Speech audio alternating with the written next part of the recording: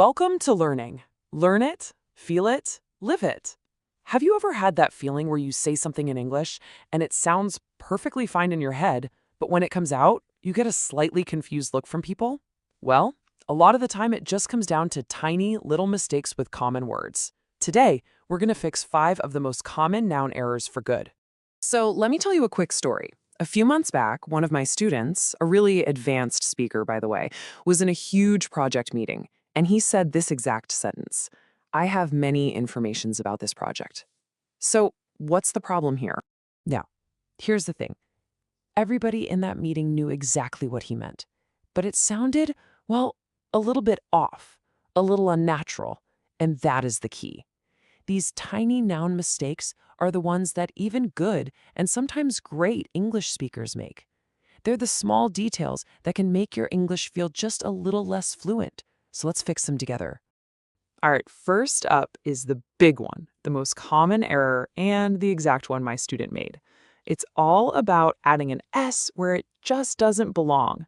Let's call it the uncountable S mistake. The word information is what we call an uncountable noun. Now think of it like water or sand. You wouldn't say, "I'd like 2 waters," right? And it's the same idea here. You just can't say 2 informations. So the quick fix is really simple. Some nouns just never, ever take an S. And here's a fantastic little memory trick for you. If you can't put a number in front of it and count it, then don't try to make it plural. This goes for other really common words too, like advice, furniture, and news. And that leads us perfectly into mistake number 2, which is also about these uncountable nouns. This is what I call the a or an problem. Oh, I hear this one all the time. She gave me an advice. Since advice is uncountable, just like information, you can't stick an a or an in front of it. You see, those little words, they signal one single countable thing. Instead, what you want to say is, "She gave me some advice," or if you want to be specific, a piece of advice. Again, the fix here is just so beautifully simple. Just don't use a or an with these uncountable words. And the memory trick? Just think no a means no counting. It's a direct link. Super easy to remember, right? Okay, let's talk about the rule breakers. English is famous for these. Mistake number 3 is all about those sneaky little irregular plurals. The nouns that decide they don't want to just add an S. I hear childs constantly. And you know what? It makes perfect logical sense. But it's just one of those words you have to memorize. The plural of one child is 2 children. The word completely changes its shape. The fix for this one is pretty much pure memorization. Some nouns just have their own special way of doing things. The best memory trick is to just lock this one in your mind. Child becomes children. And this pattern happens with other words too, like one mouse becomes 2 mice, and 1 foot becomes 2 feet. Let's keep going. Mistake number 4 is all about showing that something belongs to someone. This is a case where one tiny little mark, the apostrophe, changes everything.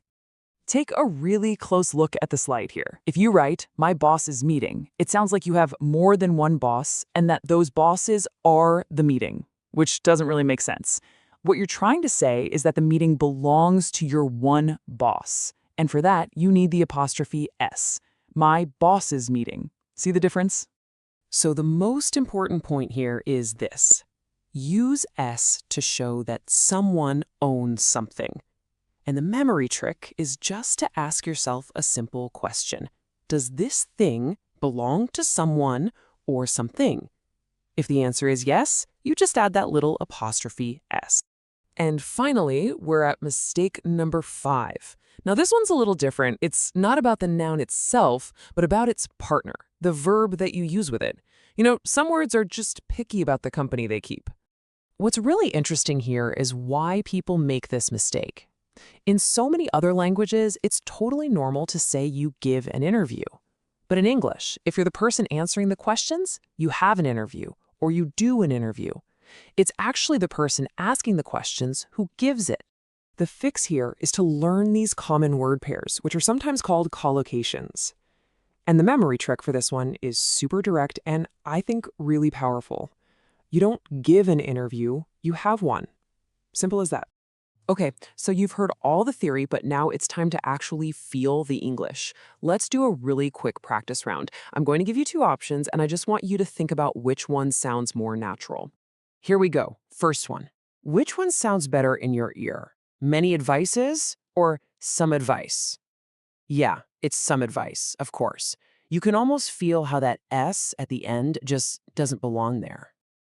And for our second one, childs are here or children are here.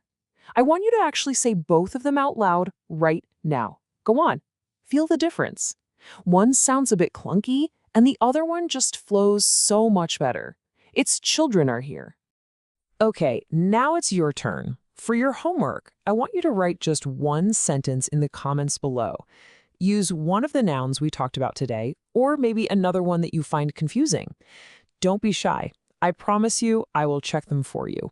And I really want to leave you with this final thought. Most of the mistakes we make in English have absolutely nothing to do with how smart you are. They're not about intelligence at all. They're just about habits. And you know what the good news is? Habits can be changed. If you fix the habit, you will see your English get better instantly.